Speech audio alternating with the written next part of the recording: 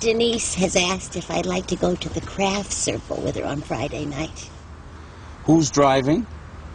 I said I'd drive. They haven't used their car for the last week and a half. I mean, Denise is only asking you out so that you can take her. This is supposed to be a car share.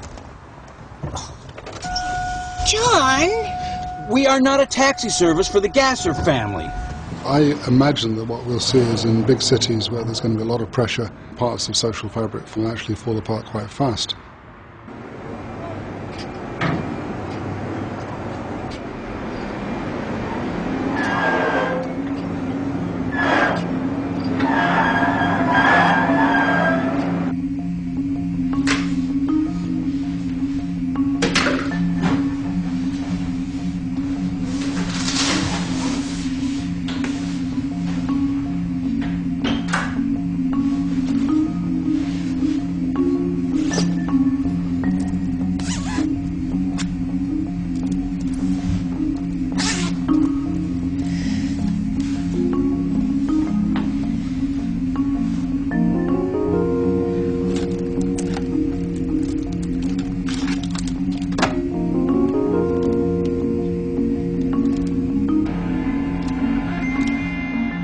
In an oil shock, our lives will change. I think at the minute we currently worry about debt and credit cards and mortgages. However, this is another level of debt, effectively, that we'll all have to deal with.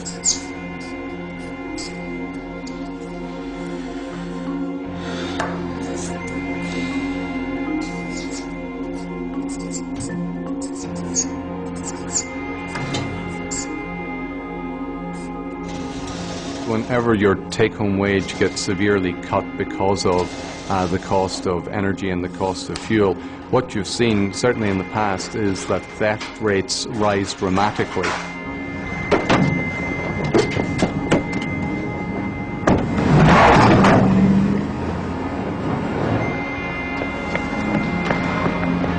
There have been many instances, even in 2005, of gasoline theft in the US doubling, even during that slight increase in oil prices.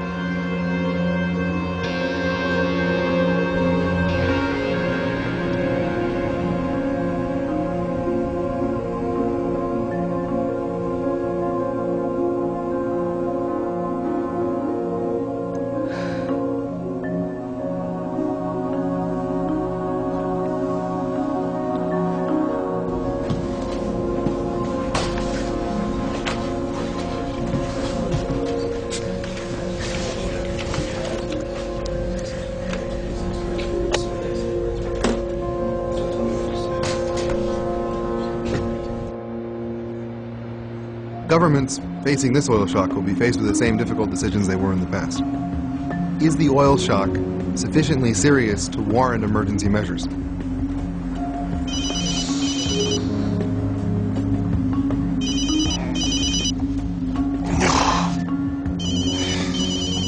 Hello? Nick, Yeah, I'm just getting some petrol. were you asleep? No, I wasn't asleep. Can you hear me? What? Jess? Listen. I'm pregnant. Jess, I can't hear you. Pregnant. Me. I am.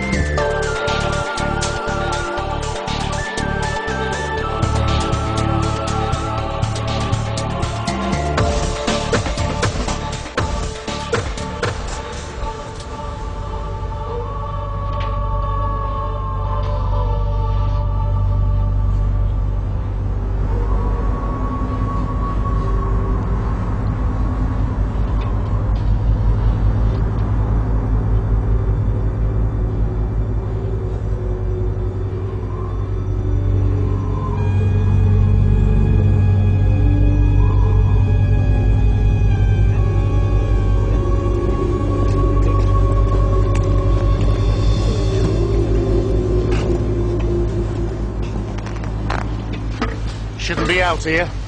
I'm coming back in. Frightened of wolves, are you? Only when they show their teeth.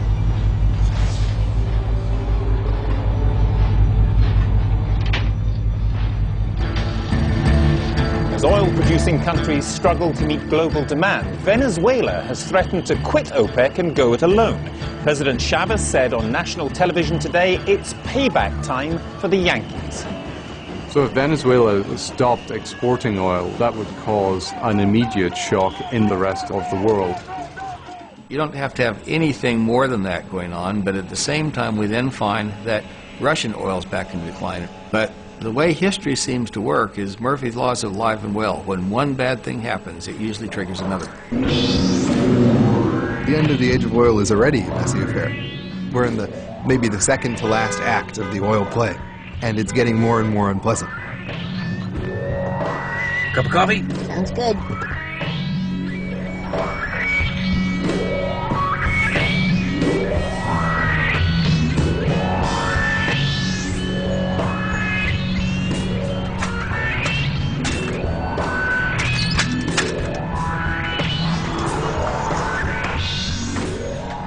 We haven't moved. Price has.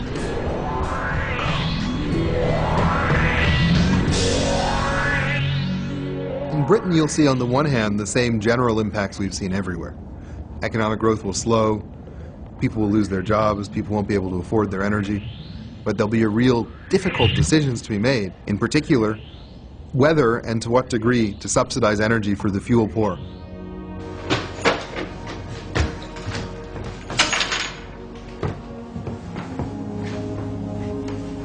Nick. Rachel, I thought you cleaned yesterday. I did. I thought you'd be at work.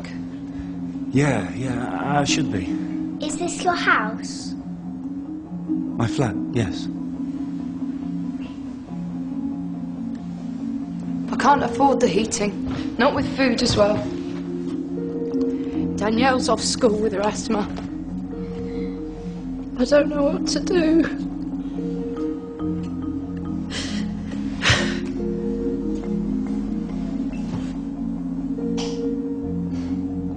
Shall I make a cup of tea?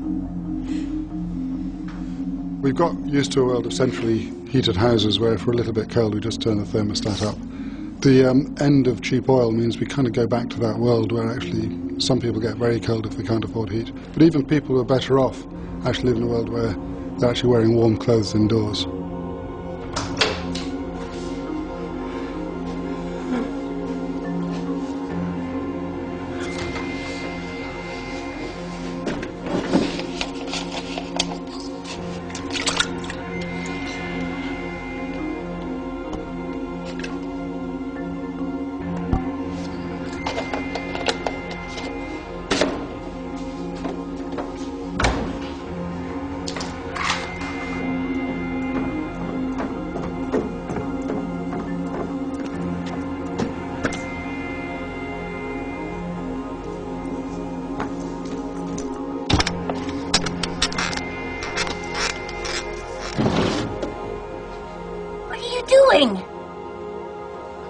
Well, the car's full of gas.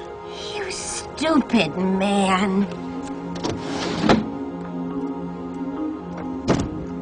As the price of goods got more and more expensive, people would just find it extremely hard to live their lives the way they had been doing it.